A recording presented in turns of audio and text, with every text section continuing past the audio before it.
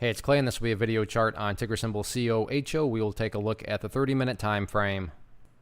Real quick, what do I mean by 30-minute in case maybe you're new to charts? Instead of each one of these candlesticks here representing 1 day's worth of price action, which is what you would normally see, each one represents 30 minutes. So while this here may look like several days worth of time, it's actually just the past couple of days broken down into 30-minute time slices. I like to do this time frame. I think it does a good job of telling the quote-unquote story of the price and then makes mapping out levels of support and resistance a bit easier to see.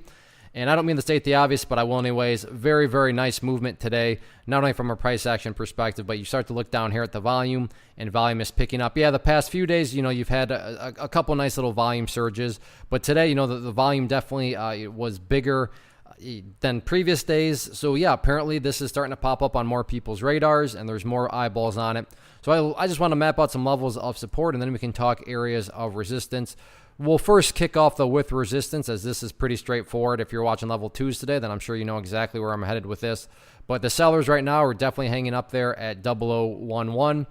Just several times throughout the course of the entire day. There's no way I'm going to count all those.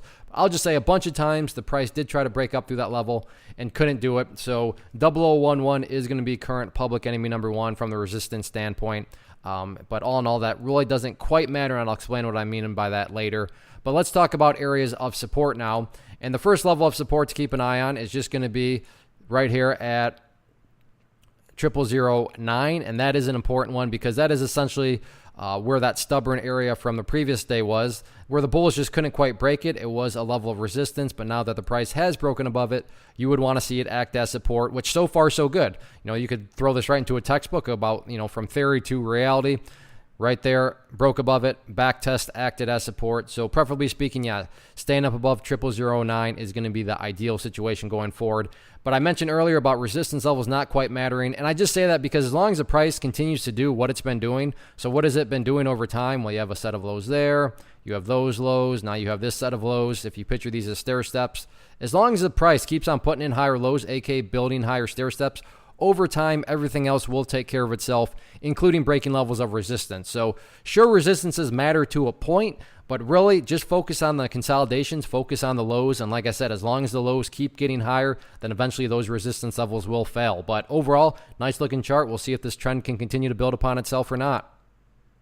One of the biggest questions I get is, hey Clay, how do you find the stocks that you trade? So what I've done is put together a free resource guide where I talk about the tools that I use to locate stocks that I find interesting and think may have potential. So if that sounds like something that could add value to you as a trader, then click on the image that is up on the screen right now and I will email you the guide. The guide itself is very short and to the point, and best part, it's completely free.